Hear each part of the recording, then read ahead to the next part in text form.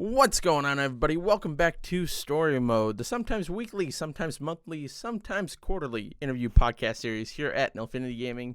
Today, I'm joined by someone in the games journalism industry, finally. Blake Hester, how you doing, man?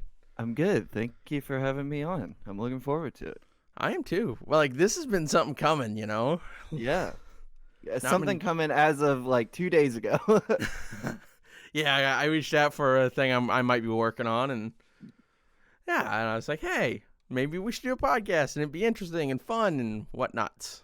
So And my ego knows no bounds, so I jumped at the opportunity to talk about myself. I think that's just anyone who's on YouTube. It's just are Sure. you a narcissist? I am proud I'm to admit I'm a narcissist. pretty sure I checked that box when I signed up and made the account. Yeah, exactly. Well, man, I figure we'll just get started. We're gonna dive into your experience within the games industry or the games journalism industry. Sure. How you got started, stuff like that.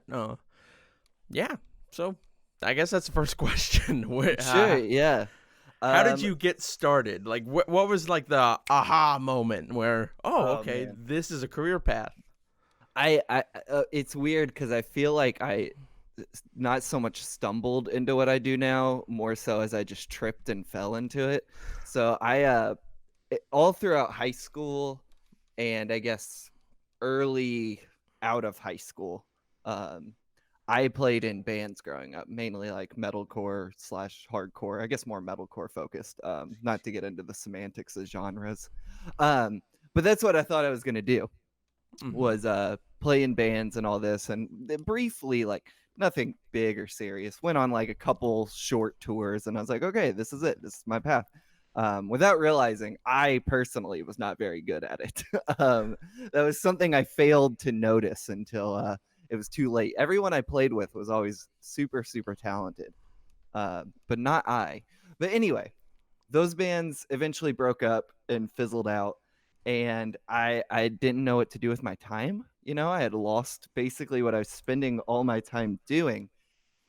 And I guess it was like 2013 or so. It was right when Adam Sessler, I think, had just joined Rev 3, which for a while was the Discovery Channel's like online video game YouTube centric thing they were doing. um Mm-hmm. I discovered that, and I grew up watching X Play on, Tech TV. Then for a while it was G4 Tech TV before it was just kind of G4 took over. So I really liked Adam Sessler and found out he was doing things again, just kind of got sucked into that. And Max Scoville, who was also on it, who has gone on to work at IGN, and Max is like super great. Tara Long was a part of it. Whole bunch of really interesting people that have kind of spread out throughout the industry. Mm-hmm. So I got really into that, especially like Adam Sessler's game criticism that he was doing. He's doing a lot of reviews for him. And at the same time, I guess I had become more aware through that of other video game channels like IGN or GameSpot, the big ones on YouTube. I guess Yeah. somewhere along the line, Kotaku and Polygon. Um, and I just thought it seemed cool. I needed something to do with my fucking time. So I decided like I was going to write game reviews. Mm-hmm. And I don't remember where the idea to start a blog of my own came from, but that's where I started. Was I just set up a blog spot because it was free, and it was called Parents Basement Gaming. Still on the internet. I haven't taken it down. The apostrophe's in the wrong place. It should be after the S in parents, but instead it's before the S, so it's like I don't know, maybe I'm a child of divorce, a singular parent's basement. But yeah, I just started like writing really bad reviews. I think the first one I did was Saints Row 4. Okay. Um, and I did like GTA 5. There was like a point I was doing it in 2013, and then I stopped doing it for maybe a year. And then in 2015, I picked it back up. Mm-hmm. And then from there, I stumbled upon volunteer sites, which is basically like you write with a group of other writers. It's essentially a team. Some are structured with like an EIC or lead editor, stuff like that. So I started doing that for free, and then the like whole the short answer of all this is while doing that, I didn't even have Twitter at the time, so I don't know how I found this, but I saw that Matt Leone, who's the features editor at Polygon, had sent out a tweet looking for freelance writers. And I emailed him and I was like, hey, I saw your tweet. I write. Here's some things I published on a website called Game Espresso, which is quite the interesting name. I don't think they're around anymore. I don't know. If you wrote for Game Espresso, hit me up. I want to know whatever happened to that website. Anyway, I sent him some links. I think I sent him an interview I did with Nina Freeman and maybe the developer of 3-Force Home. I can't remember. The Bracket Games. That's it. And he was like, yeah, your work seems good enough. I don't know why he said that, because my work was terrible. Pitched me some stuff. And that's basically how it started. Like, was just finding this random tweet, reaching out, and Matt Leone kind of, I don't know if taking a chance on me is the right word, because like the stakes were pretty low. At any point he could have just stopped replying to my email, but he gave me a chance, I guess, is a better way of putting it. And I stuck on with volunteer sites for a while freelancing for mainly Polygon. They were the first site I freelanced for, and the site I still primarily freelance for. And then about a year and a half later, I did an internship at Game Informer for 3 months. Okay. And then after that, just went headfirst into full freelance. So eventually quit my job that I had at a coffee shop as the assistant manager there. The fun stuff? Yeah. Stopped working for volunteer sites, which I have no beef with volunteer sites, as long as they aren't exploiting their writers. But, I'm going to take the work that's paying me, so stop doing that. And that's pretty much the long version of the story. I think that's every step of how I got into it. The short version is I was bored one day, and now here I am. Need something to do. Exactly. Yeah, that's what it felt like. I just had nothing to fucking do, so I just wrote video game reviews, and now I don't know. I still write about video games. Hey, which is kind of cool. Yeah. Okay. What was the article you broke in with? For Polygon? Yep, for Polygon. Oh, man. So I remember, no lie, it must have been 20 pitches I sent him. I guess I was just fired up. I remember I would just like sit and write full 2 to 3 pages of just pitches I would send Matt, which he probably was like, who is this kid? Why is he doing this? That's not the way to pitch, by the way. Do not send like 1,000 words to editors. Isn't it like the general rule is like a page, and like that page can have like 2 or 3 on it?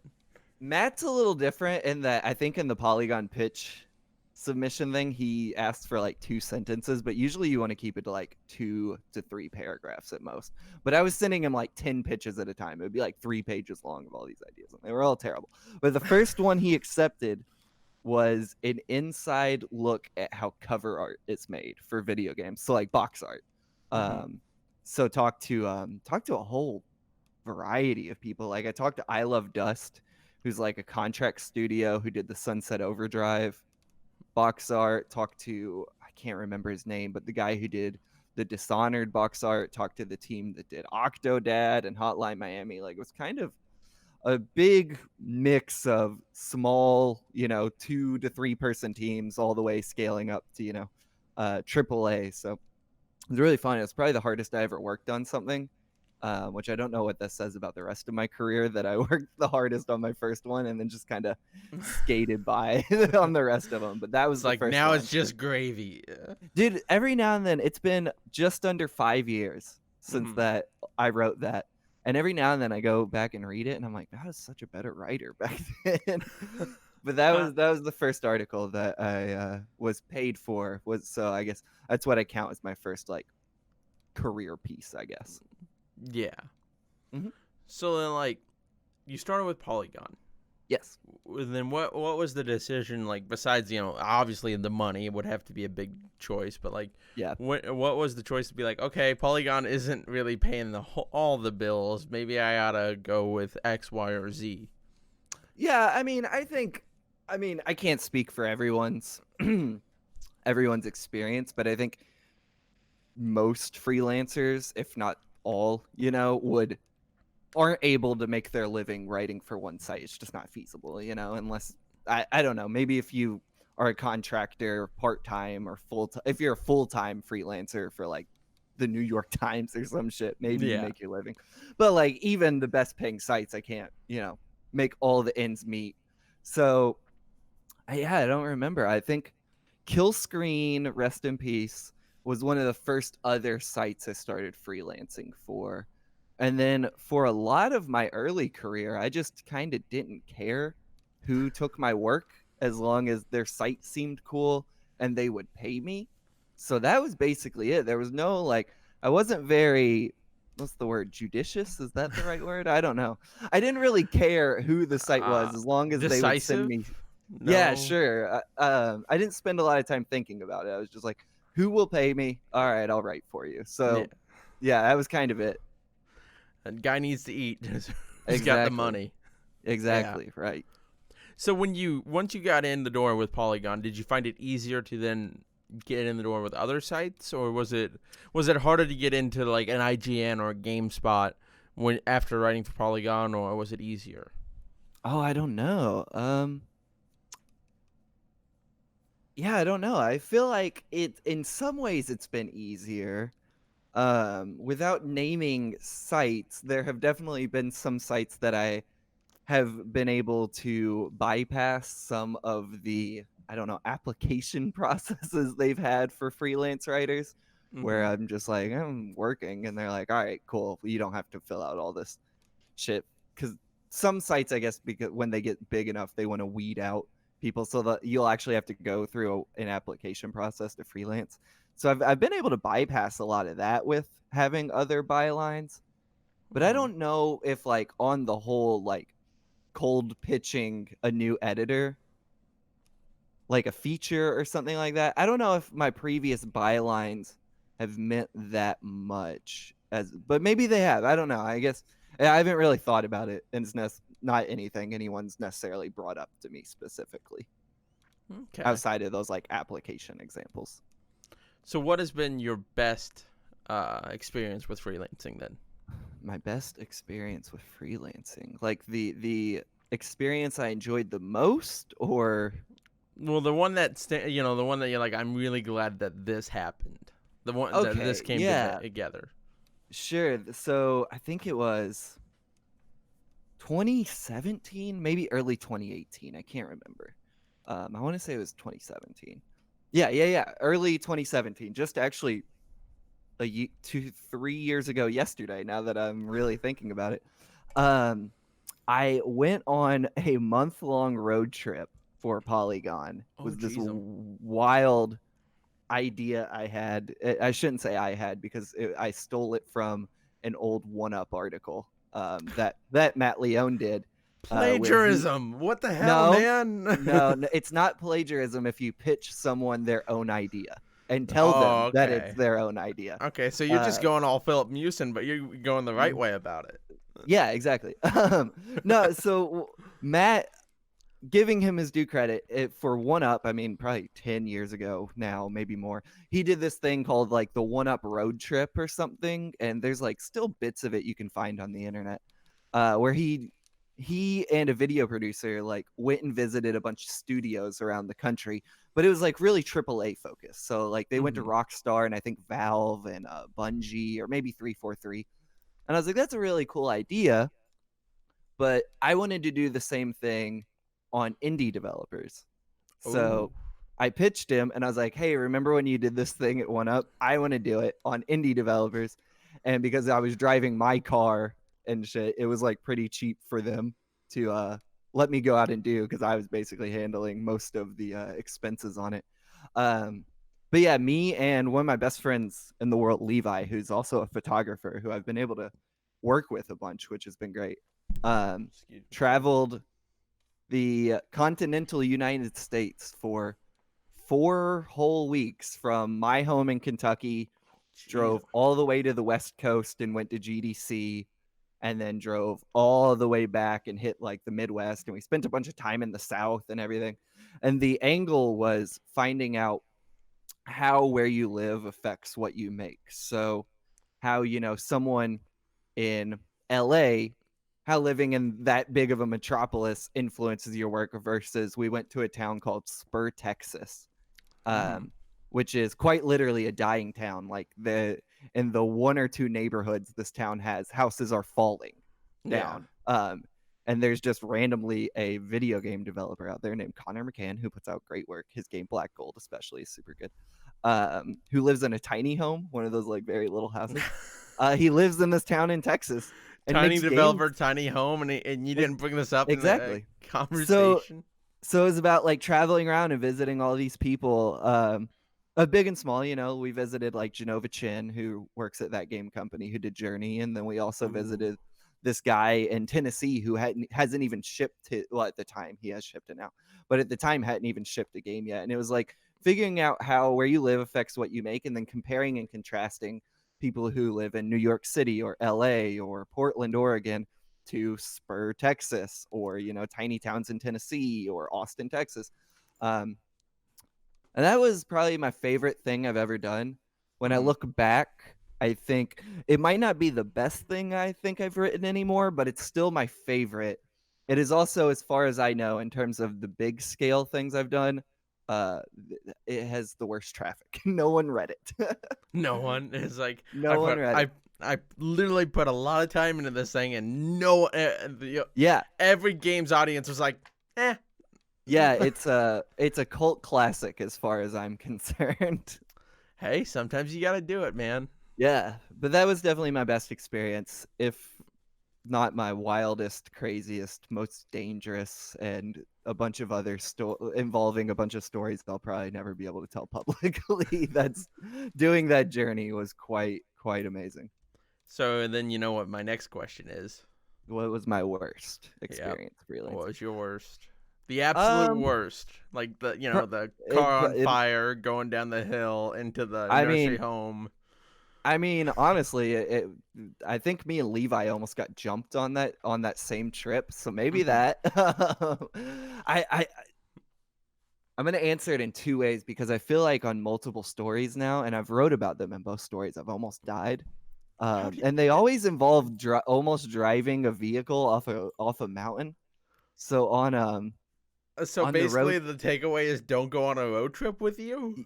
Exactly, yes. Or at least don't let you drive.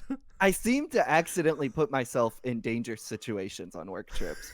So one time in, I think it was Utah, on that road trip, we this stands out as like, I don't know, worst is a weird way to put it, but definitely the scariest, where I straight up thought I was gonna die. We were driving through the mountains of Utah, and it was like early March. So very cold, and it was nighttime, and we hit a snowstorm through the mountains, and it was the weirdest fucking experience of my life. Like, I'm driving my car. I had a Ford Escape at the time. Loved that car. It was I think we named it Buffalo. Best car. I wish I still had it. But the way the lines in the road were coming at, the way I'm seeing them coming at the car, mixed with how the snow is falling, and I guess it being nighttime, so I can't see a lot of my surroundings, made this like illusion that I could no longer feel motion. Like driving a car, actually feeling the car move, or the bumps in the road, that's a big part of driving. So I could no longer sense that, which is crazy. I don't know. That means what you're this sliding, is. pal. No. Like, I can still see. I just can't feel the motion. So it's making me get car sick really badly. So to keep going, because I'm on top of these goddamn mountains, I can't stop, essentially. I'm in the middle of a snowstorm. There are semis blazing past us. It's terrifying. What me and Levi figured out we had to do while driving was he looked out his window on the passenger seat, and he could just barely make out the line on the side of the road. Oh boy.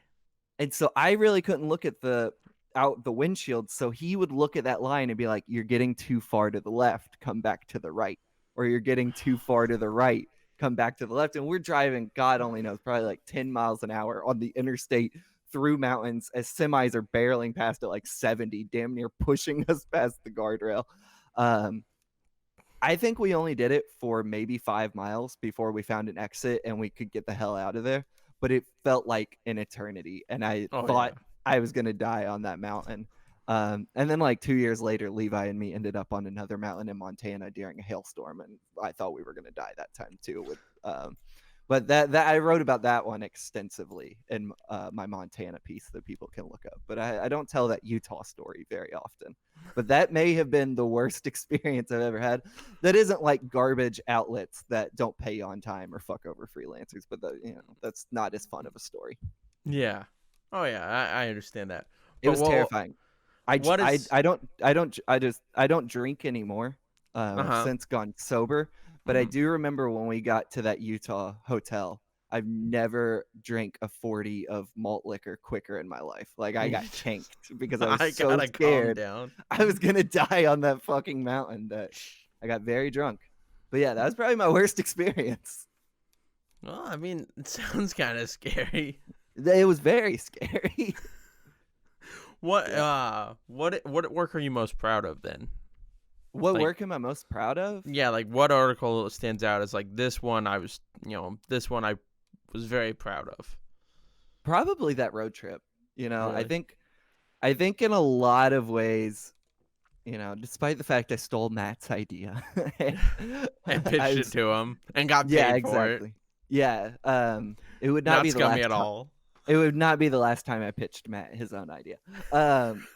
But um, that one felt like the closest at the time. I think I've done things after that got there, but what I wanted to do as a game journalist, which like it was the kind of story I wanted to tell. Mhm. It wasn't something where I sat in my basement in my home office and begged for someone's story. Like I went out and made And myself, even for a day, a part of these people's lives. found Which, the story. yeah, exactly. And I think there was an intimacy to that story of going into people's homes and sharing space with them and learning about their life and their work. And, especially for an indie developer, your life and career are so intertwined that like that's the game journalism I really want from other people. Mhm. And that happened relatively early in my career, that it always stands out as the closest, not the closest, but as the first example of me doing that, of really going and trying to tell human beings stories outside of just calling them on the phone, actually like going and, Yeah. maybe it's only 6 hours I'm spending with this person, but you learn a lot more in 6 hours in someone's living room than you ever can on the phone. Yeah, or So over Skype or something. I mean, as much as this yeah, makes it easy, it's just there's still a ex- disconnect. exactly. Yeah. And I've done similar stories since then, none on that scale, but that's like the first time I felt like I published the type of writing I really wanted to do as a game journalist or just writer in general. Mhm. What was like, you don't have to get into like how much you were paid, but what was the budget like? Like, like how much did you Oh, guys budget for like, hotels, gas, food, we stuff didn't like that that? because we were idiots. I was like 22 at the time. Granted, I'm only 25 now. But I was pretty young. We can if I don't I don't know how much your listeners might know about me, but I am in recovery, like I'm sober these days, but at the time Mhm. I drank so much that like Oh boy. we were really just like fucking drinking our way across the country, not really caring. uh I think I had to ask my mom for money a couple times just to like make it back on that trip. So we didn't budget. No, I mean, like it probably sounded good when I pitched it to Polygon I was like, I'm gonna do this in my car and I'll make it work. And I didn't plan at all. We just fucking woke up one morning and left, and a month later we came back, and I was broke for like, I'm probably still broke because of that trip. There's probably still like money I owe my mom or something just so I could make it home on that. Sometimes you just gotta, fly and Yeah, See where you land. I'm better these days about making like a spreadsheet to budget out something for travel, but not on that one. It was just two idiots. It was Beavis and Butthead to America, honestly. It was fucking insanity. Beavis and Butthead do America talking to indie devs. Yeah. Well, I mean, hey, you know, like, but at least you learned something from it, right? Like, that's all I that learned to counts. fly from here on out. No longer drive all these places. Oh, you don't want to drive no more? That's half the fun. You got to think of what you're going to write Yeah. the whole time. The thing that sucked about it, maybe this is a little inside baseball, is, the traffic on that article was not good enough to ever justify doing another one. And like, maybe I'll refocus the angle to be smaller in scale, but like, I've never been able to get another road trip idea off the ground just because no one read it. And that's sometimes just the nature of the beast. You do something you're really proud of and want to do more of, but if it doesn't bring in, enough traffic, then what's the point in investing in a story of that scale again? So But did you it is think? what it is. Excuse me, gosh, I wish I wasn't drinking pop during this thing, but I need the caffeine, man. I understand. Do you think it was a lack of traffic because like your topic was so niche, or do you think it was more like, like if you would have done the top 3 most influential indie devs, instead of like, let's compare and contrast LA versus Texas. Yeah. I don't know. I'm not knocking it. I'm interested. No. I'll probably read it for afterwards. for sure. No, I just don't know because like I'm a freelancer, so I don't ever get access to like hard data in terms of traffic. Anything I ever hear about traffic is after the fact, and it's abstracted by I'm not hearing numbers or it in comparison to this article or that article. So yeah, I don't know why that one didn't. It might be a thing where the traffic it got on a different smaller article may have been seen as a success, but just because this thing was so long, I think it was like 14,000 words, and Polygon, paid a good rate for it, that maybe it just didn't equal out in that way, but I'm not sure specifics. But it is what it is. Okay. Well, yeah. I mean, I think we kind of touched on it before, and we've been in the trenches for a little bit here. Sure. But let's talk about the games journalism industry as a whole. Okay. Let's transition to this because we're in a weird spot because games websites are still around. I'm sure they're still getting a ton of traffic and all that. But it's not like the golden days. The golden days are pretty well gone and stuff, and like YouTube's taking more and more of it, and then there's like scandal after scandal of people actually stealing from YouTubers, and we mentioned him before. Yeah. But like, what's your opinion on it? Like the games journalism industry as a whole. What is your whole opinion? Like, is it dying? Because I don't think it's ever going to truly go away, but I feel like a lot of these smaller sites are going to, fall off to the side. And I think most of the sites that are around today have escaped a lot of that, I don't know, death of the game site, like I guess the early 2010s when GameSpy was shutting down, or 1UP, or all those Ziff Davis sites, honestly, or UGO, or I think that whole thing, has already kind of happened.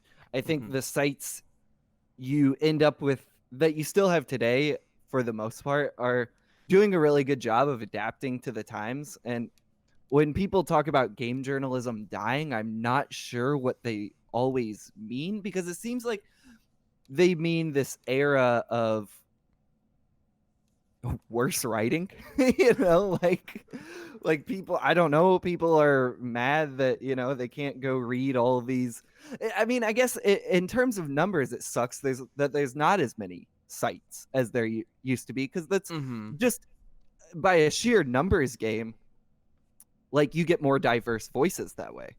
But on the other hand, I think games writing is better than it ever has been. So if game journalism is dying, does that mean that just the worst the less good writing died? Like, I'm really stoked on a lot of writing that comes out, and not just from traditional journalism outlets like YouTube. Like, Yeah. I'm really good friends with Jacob Geller.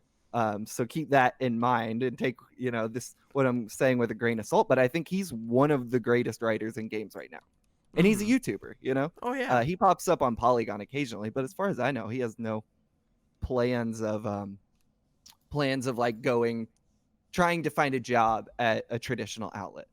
So what died, I don't know. I don't know what people always mean by that. And I'm not saying you specifically, but the shitheads online that throw it around. It's like Polygon or Kotaku or IGN or GameSpot could be the biggest website in the world, and there would still be people tweeting at them that they're like, oh, you're gonna shut down in a week or some garbage. So I'm not sure what people mean by it died. Does it just mean that smaller sites closed? I guess, but that fucking happened 12 years ago. Get over it, people. Yeah. I mean, it sucks for sure. 1UP, I think, was one of the greatest game sites of all time. I'm also probably saying so many things that are going to get me in trouble, but it doesn't fucking Your matter. career is just going to go. If they haven't killed my career, if I haven't killed my career by this point and all the dumb things I've said, then I figure I'm good. You're pretty solid. Sure, yeah. But I'm just always like, I don't know what anyone ever means by that, because I think games writing now is better than it has ever been. And getting to a place, and I say this as a straight white male who shouldn't be, is an idiot in a lot of ways, but I think we're better about there being more diverse voices than there ever has been. And that's, again, like, maybe not my place to talk as an authority on this, but just, I think through things like Patreon or YouTube, especially like outlets like Into the Spine, Uppercut Crit, places like that, like, I think game journalism is better than it's ever been. I don't know what people want. What is this thing they wish came back? Well, do you think? I think whenever I hear game journalism is dying, is you don't really see a lot of features anymore. And we've talked about this in other podcasts I've done.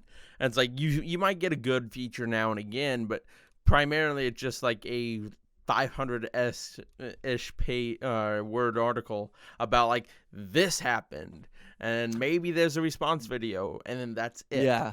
No one it's always surface deep. It's not, and no one dives into these topics later on. You see what I'm saying? And like, there's people on YouTube that do that. I'm sorry, I keep interrupting you. No, you're good. I think people just aren't. People say they want that kind of writing a lot of times, but they actually don't, because if they did, they would just realize it's very easy to find. Like, maybe you can't go to GameSpot anymore and find Jeff Keighley writing the Final Hours series like he did, but you can go to Read Only Memories website and buy, a book. Now you can buy these beautiful, like, high impact books about the making of the Dreamcast or Final Fantasy VII or all this stuff. And Boss Fight Books has done a lot of this stuff. They just put out books on like Postal and NBA Jam and all these huge, great deep dives. And Kotaku does it. Kotaku, Waypoint, and Motherboard do it. Polygon does it. GameSpot's getting back into it, and all the Verge is doing it. Ars Technica's doing it.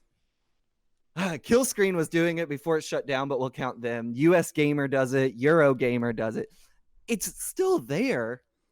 I don't think people really want that content. They just want to be mad about pretending it doesn't exist, because it's there in multiple formats. You can have it in a physical book now. You can watch Indie Game the Movie or Double Fine Adventure. You can go to all your favorite websites and read these very long deep dives into things. You can go to YouTube and see all these videos about the history of the development process of weird niche games. Like, I think I watched one not too long ago about Simpsons Hit and Run, which, like, that's awesome. Or you can find these deep dive critical analysis on YouTube, Bullet Points Monthly, all the other sites I just mentioned. So I think people just want to complain about it not existing loudly instead of acknowledging that there's probably more of it than there's ever been. You know what I'm saying? Yeah, I can give you that, because, like, I know, like, I buy a lot of those books. I have the Final Fantasy VII one over there, along with Blood, Sweat, and Pixels, all that other good jazz. I even have the Shovel Knight one from Boss Fight Books. Yeah. But, like, in terms, like, we have to understand that the majority of games traffic, like people, like I want to read about video games. They're gonna go to your Kotaku's, GameSpot, and IGN's, and I guess to an extent Game Informer. But Game Informer's been doing it. They did a great Telltale one. What was that? November? I'm not sure. Was it the one at least Favis wrote? Yes. Yeah, I tweeted her about it. I was like, "This is great," and I was like, "Is awesome." 3/4 of the way through it, and I lost the magazine. I'm like, "Ah, man," it's like one of those things. Yeah. But it was great. But like these bigger outlets, they're sure. You said that they're starting to get back into it, but like they've been absent from it for a long time. And like when I'm looking at IGN or I look at GameSpot, I'm like, you guys are the leading authority in the games marketplace. You guys should be the front, like everything on games. If I want to know the history of something, I should be going there, But I understand. Maybe they don't like, Colin. Everybody probably knows a Colin Moriarty in the games industry, right? Mm-hmm. Like he talked about, he did like the deep dives into Naughty Dog, Sucker Punch, and I believe Bend. I might get that wrong. And he goes, they got very little traffic. So it could be possible, like they did do this stuff, and they're like, oh, okay, we're investing way too much for getting way too little. You see what I'm saying? And I understand your business, you need to make money, but I'm also like, there's people on YouTube, like the Gaming Historian or all that do these videos that we talk about, and they have a big audience. So do you think, I guess where I'm kind of going with this is, do you think these bigger sites should start partnering with those YouTubers that have these bigger audiences and being like, hey, how about you make a video for our site? I think in a lot of ways, I want to preface a lot of things I'm saying by I don't work for these sites as an employee, so I don't see their traffic. I don't know the numbers on these things. Yeah. And I definitely have no inside knowledge of their, plans for future coverage or content. So everything I'm saying is speculative, conjecture, stuff like that.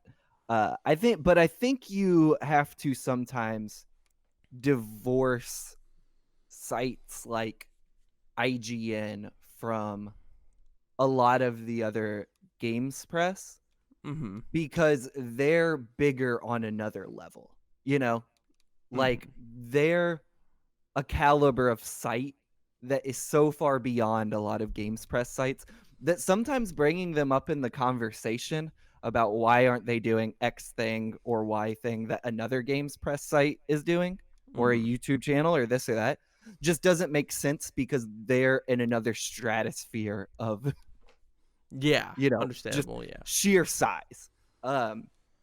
GameSpot, I think, I brought them up as coming back to long form content, but I want to correct myself and say they never really got too far away from it. Like Mike Mahardy, his entire career there has been putting out great long form, thoughtful content. He's put out several documentaries with him. Mike Mahardy's amazing. So divorcing like IGN from the rest of it, I think like I've made a career on long form writing at Polygon, like it doesn't make sense to me to say, why aren't these sites doing it when I've made my career doing it? And so that means at the very least, Polygon's doing it. But, Heather Alexandria is posting, I think it was like a 10,000 word critical analysis of Metal Gear Solid. Like clearly there is an appetite and these things are doing enough traffic to justify it in these websites' eyes. But again, I think the disconnect always seems to be, what I think it is on YouTube, you can see views.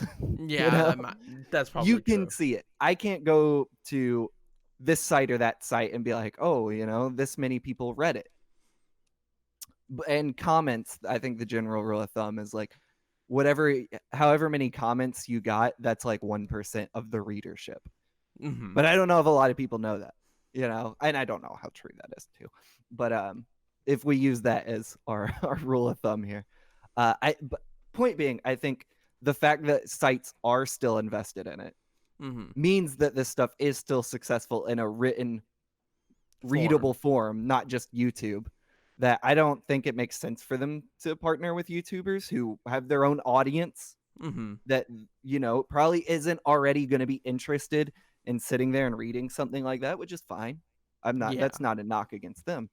But I don't think, because YouTube has this much traffic versus something else, I don't know that that's indicative that any site is going away from long form coverage. But I also think when a site gets as big as IGN, and at this point they're just an entertainment pop culture site, they're not a video game site.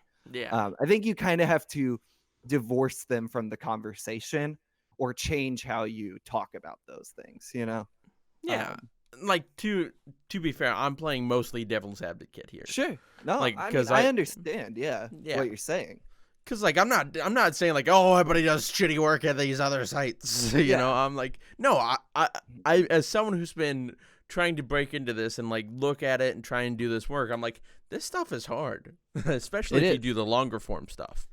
Yeah. So, like, I'm not demeaning anyone. I'm just, like, throwing out ideas of, like, where the future could be. Because, like, we obviously had a change from the, like, early 2000s now into the 2010s, and there's probably going to be another change here in the 2020s, where it was like video game journalism went from we were strictly in magazines and web pages to now we're doing video and podcast content to, I don't know, TikTok.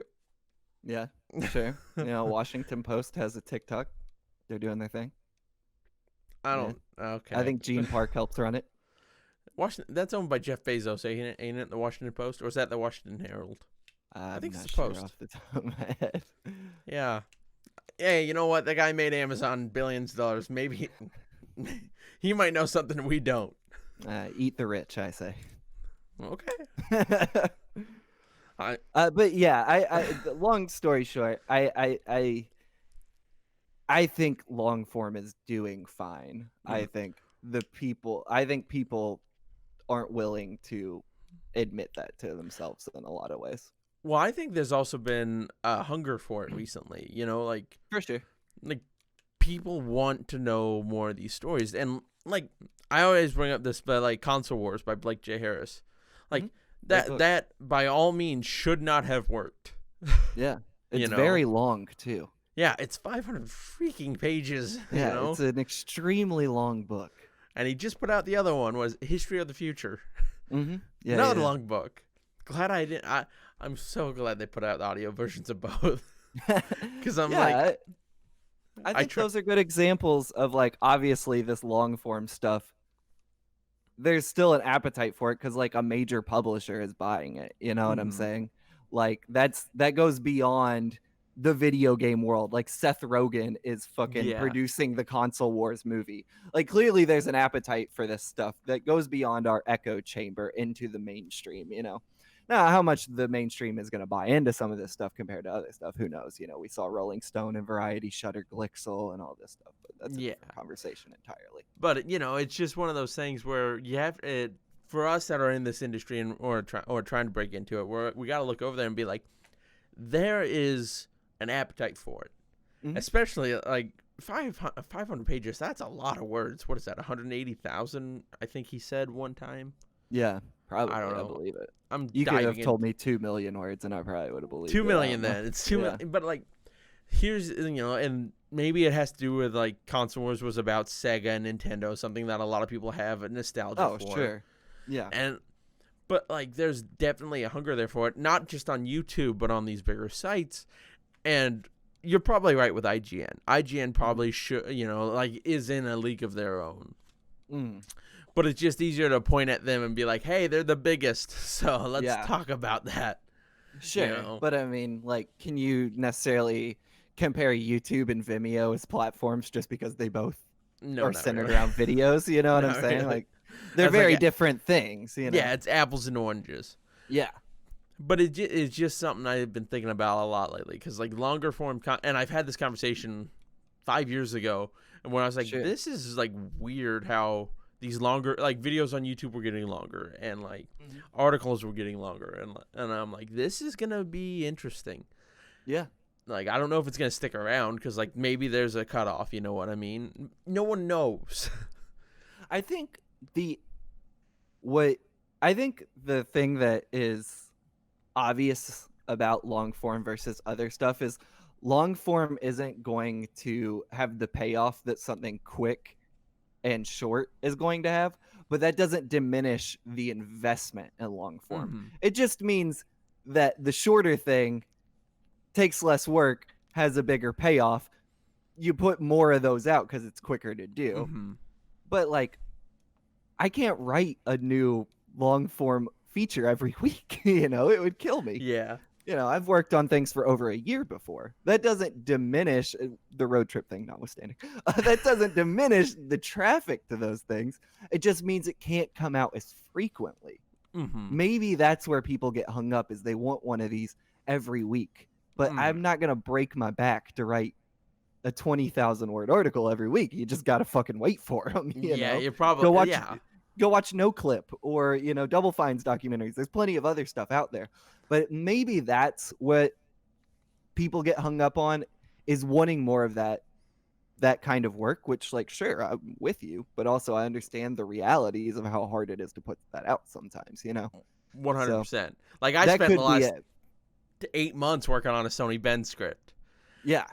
But like, and I'm curious what you have to say about this, because like, the biggest thing holding me back from it is I want to make sure the story is correct. So like, I'm fact checking, and B, I don't think it has a good payoff. Like, where the script is at now, I don't think the payoff's solid. Sure. I mean, what's the question? Well, like how to find that payoff? No, like, are you hesitant to put out a longer form content if it doesn't have a payoff? Because, like, let's be honest here, when someone goes to a website and they open up that 500 word news article, it's asking a very little time investment from them. It's asking, so like, it's easier to get that payoff. Oh, sure. Like, Naughty Dog was purchased by Xbox, and oh my god, like, big payoff. But in longer form content, it is very much a slower burn. And sure, you can have like little bits of payoff throughout, like these big revolutionary things. But then, like, at the end, if there's no big fireworks show, it's like, what the heck? No one's gonna like it. I don't think I necessarily get too concerned with the payoff per se. The thing that I will delay stories on, or in more cases than I care to admit, kill stories on, is not having the full story. Mm-hmm. And that happens for a variety of reasons. I guess a good example, I don't think I can talk too much about the behind the scenes of it, but I did a story, came out last March, I think, on Rockstar's missing game agent. Mm-hmm. And there came a point in the reporting process where basically the agent everyone knows existed at Rockstar North. That's the game that was announced that everyone is like, where the fuck is Agent? The agent I was able to talk about happened at Rockstar San Diego and was never announced. So that's kind of two different stories. Mm-hmm. There came a point in that reporting process where we had to ask ourselves, do we run an incomplete story? Mm-hmm. Because my story was the San Diego part without the North part. The payoff is probably the North part because that's what everyone knows. And after a while on that one, we just decided, well, if you consider these two different stories, we have the whole San Diego story. This is a game maybe people didn't fully know existed under San Diego. Let's put this out. But in doing that, you have to write, this is only half the story. In my opinion, it's maybe even less than half the story of Agent. So I guess that's what I worry more about, is making sure I have the full story. And there's plenty of things I've written where I get really excited about it, and then in the reporting process, it's just clear to me that I'm not going to get enough people on the phone to get that whole story. And from there, you start weighing, like, what do I do with the story? And a lot of times, at least in my case, I'll either delay it if an editor will let me, be like, hey, I got to kind of put this on the back burner and hope something works out. And more drastically, I'll just have to make that call to be like, I'm not going to get this full story, so we shouldn't run it. Let's kill it. Yeah. And more stories than I care to admit have died in that process that I probably will never, ever be able to talk about. But So I'm not looking for like the payoff, but I get what you mean. It's just not a concern for me. It's more making sure I can get the reader from point A to point B and everything's there in between. Well, I think my worry is more I'm thinking more along the video line, you know. Oh, sure, yeah. Yeah, see, and like I mean, you can. There needs to be a payoff in writing. Like we have to, you Yeah. know, it can't be like, and then they went and got pizza, you know. Yeah. Well, in a way, that's a payoff. No, it's a payoff. It's not a good payoff. It's not something, you know, you want to talk about. Depends on where they went to get pizza. I know, Domino's. I don't Yeah. know. There you go. But Papa John's, I don't know. Oh, I've been well, listening not to that it. man. He lives in my city. I'm not a big fan of that guy. Yeah. No, but I'm just like, Yeah, you know, there needs to be a payoff. And for me, where the script ends, where I'm at is like the release of Siphon Filter 1. And I'm like, yeah. it's a good story. I don't have it all, and I don't like the payoff. So like, I don't know. And like, even if I were to write it, I don't think I'd put it out because it just. I mean, after 9 months, I got 5 people. I'm like, I've been shaking a lot of trees, man, and no one's fallen out. I mean, that's often how it happens. I pay for the top tier you can pay on LinkedIn, so I can have, because they gamify their message system where you get message credits, and even paying as much money as I do, I'll run out of message credits because I'll message so many people. And then maybe, you know, after 60 messages I've sent, I might get 3 back. How much is the golden tier on LinkedIn? I don't know. I try to ignore it. I think it's like $60 a month or some garbage. It's terrible. That is ridiculous. It's insane how much I pay for LinkedIn. It makes me want to vomit, but LinkedIn is an invaluable resource that more journalists should use. I hear a lot of like people in my field be like, I never use LinkedIn. I was like, yeah, you're missing out on being able to get a hold of a lot of sources because that's what professionals use, you know? You like need to stop. You need to start. Yeah. I use LinkedIn almost more than anything else. Yeah. But yeah, I understand the emailing 30, 40 people and one gets back to you with a no. It's like, what the fuck? Yeah, I get it. Well, like I guess we can use this as a transition to like your tips towards the end of like, you know, your tips of like doing this kind of work. Yeah. Because like for me, I gotta ask you this because like I spent a whole day calling anyone named Mark Blank in the Bend, Oregon area. Okay. And no luck. But like, have you ever done something like that? I have to ask that. Yeah, for sure. Last weekend. How awkward are those calls? Well, I don't know if I have an answer because none of the phone numbers I found, which I found them completely through totally fine reasons. It was like white pages and phone books.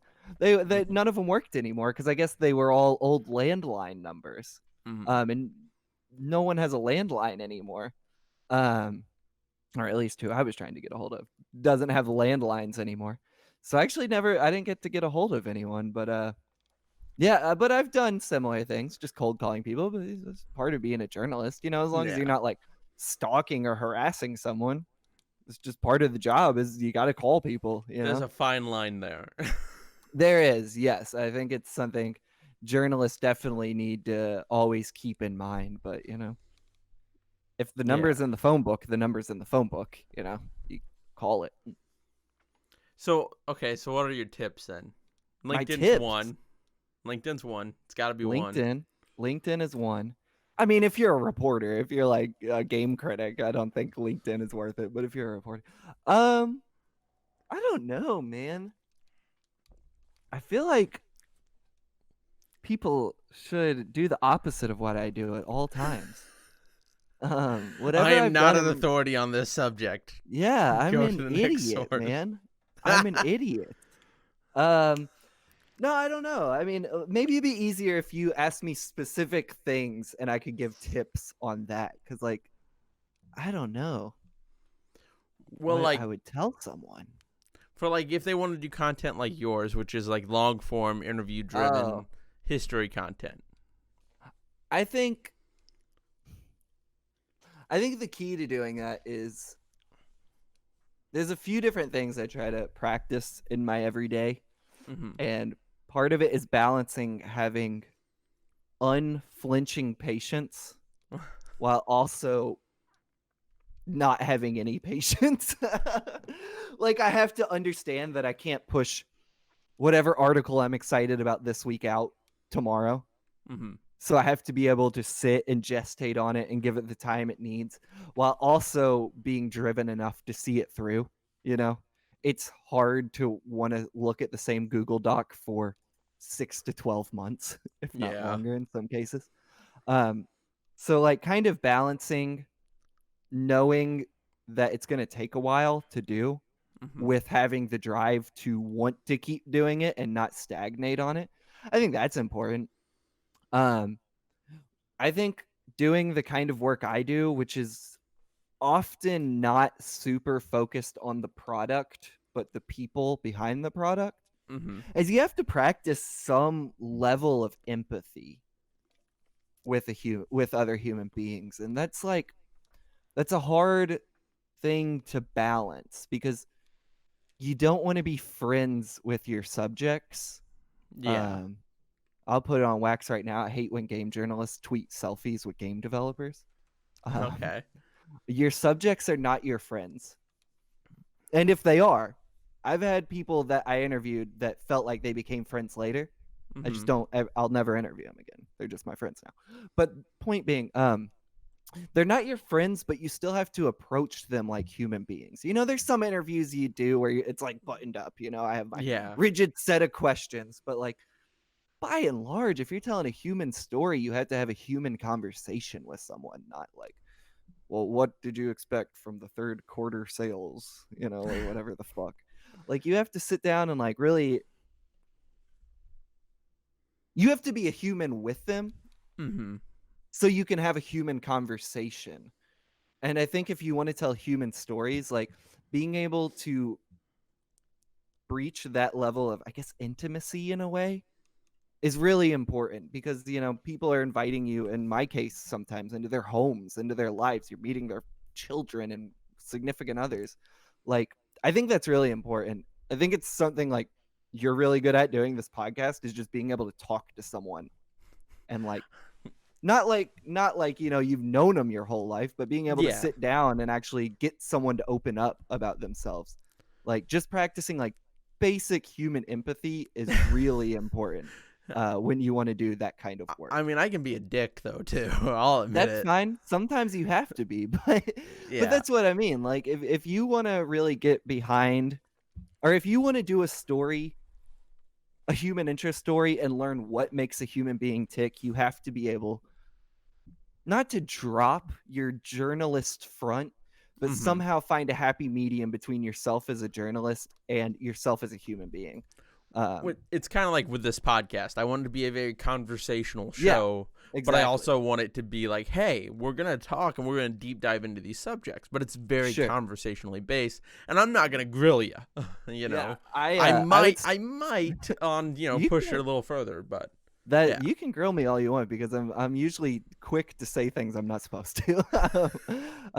No industry secrets, but talk. I sometimes loose lips sink ships, man. No, I So think what's like retro working on? Come on, you gotta I don't put know. something. Come on, I don't know. I'm on. No. I'm on. Oh, you're not I even looking really- at the camera. Come on. I really don't. I know. No one does, and it's just like, man. No, people know. No one I I've just don't talked know. to. I'll say that. No one Yeah. I've talked to. Or they just wouldn't tell you, which is sometimes the case. But no, I think like approaching interviews as conversations Mhm. with the right subject. You know, if I'm interviewing the CEO of Activision for some business article, I'm not gonna be like, oh, what's your fucking dog like? You know, like, but like, you know, approaching an interview like a conversation gets someone comfortable around you, Mhm. and you get the best stories out of that. So I think that's a huge tip. I'm not saying journalists don't do that. I didn't come up with that, but I Yeah. think that's been important in my work. It's just like 100. knowing how to talk to a 100%. person. Yeah. Any other tips? Transcribe everything yourself. Yeah. Don't use a transcription software. Yeah. if you can help it. Google sucks. I'll Yeah. say that. if you can help it, don't pay people. Well, no, I shouldn't say that. Pay people to do transcriptions if you want, but do as many of your own transcriptions as possible. I definitely pay friends to transcribe for me sometimes. I don't want to say don't pay people to don't do that. That sounds fucked up.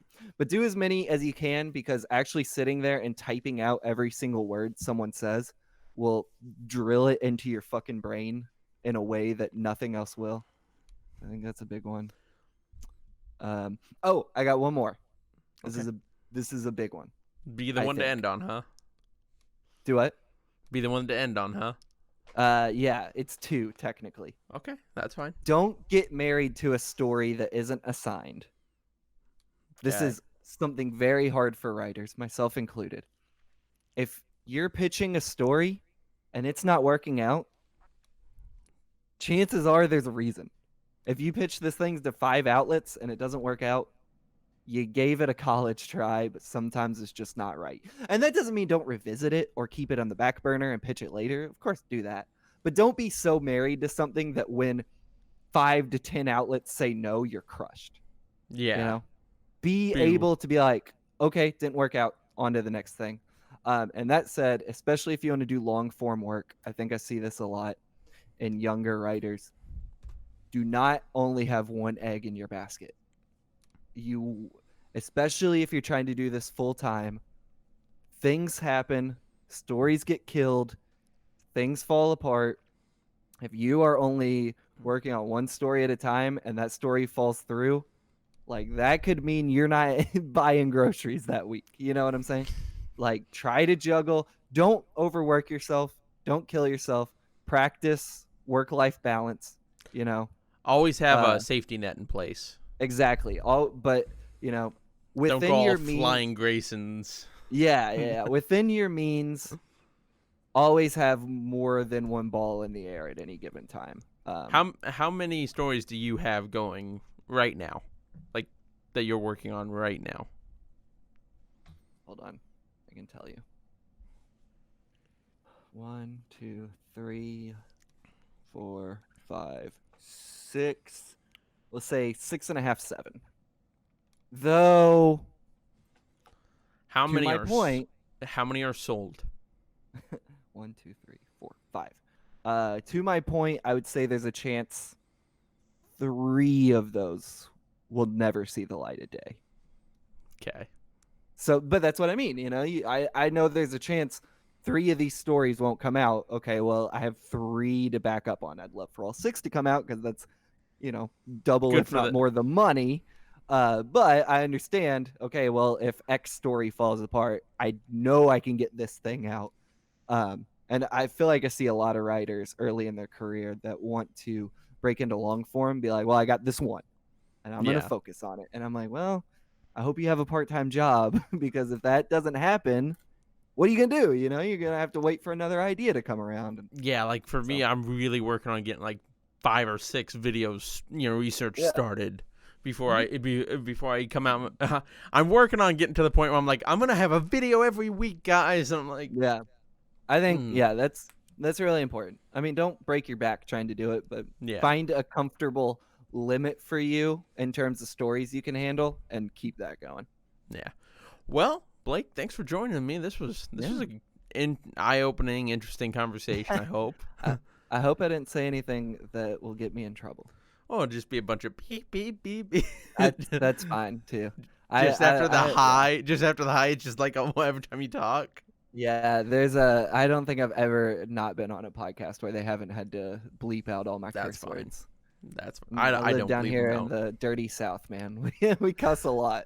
I've been a truck driver for 6 years. Oh, yeah, there we go. You know it. So, yeah. Oh, yeah. Yeah, I've heard things. Yeah, Thanks man. for having me on. Yeah, no problem. We'll have to do this again sometime. For sure. Maybe around E3 or something. Oh, yeah. Plug away, man. Cool. This is why I come on podcasts, just so I can tell people to follow me at Twitter. Mm-hmm. On Twitter, not at Twitter. I'm not at Twitter on Twitter. Follow me at Metallica is Rad. That's my Twitter handle. If you ever forget it, just think to yourself, what is Metallica? That band's fucking rad. That's it. Okay. I can't really talk about anything I'm working on, though. I'm really excited for my next column in Unwinnable magazine that's coming Mhm. out. It's about how classic rock is terrible. So it's actually not games focused at all. So basically the complete opposite of your Yeah. Yeah, Twitter. you know, they kind of let me do whatever I want over there at Unwinnable in my column. So I was like, I'm going to sit down and write this thing about this band I like. And then somehow that turned into me just like getting angry about how much I hate AC/DC. And it was a whole thing. So please go read that. I'm excited for that to come out. And then if you want to hear, this is a shameful plug. If you want to hear my podcast, Game Query, you can find that on Spotify, Apple Podcasts, iTunes, all of them. We have a Patreon. Mhm. We do all kinds of crazy shit out there. We put out zines and stuff. We're getting ready to do our next big charity stream. All that's like free. You can give us money if you want, but everything we do is free. So I'm really proud of that. And it's where I put all the dirty words. That's where I say all the cuss words is that Game Query. So as long as That's you're where you someone, don't hold back. yeah, as long as you're someone who might hire me, as long as you're not someone who might hire me in the future, please go listen to that show. If you're someone who can give me work, never listen to Game Query. It doesn't exist. But anyway, Gotcha. that's all my plugs. Thanks for having me on. Yeah, no problem, man. Well, guys, I hope you enjoyed this insightful episode of Story Mode, where we talked about the games industry and the games journalism as a whole. If you guys like what we try to do here on this channel, hit the subscribe button, and I'll see you guys again later. Bye.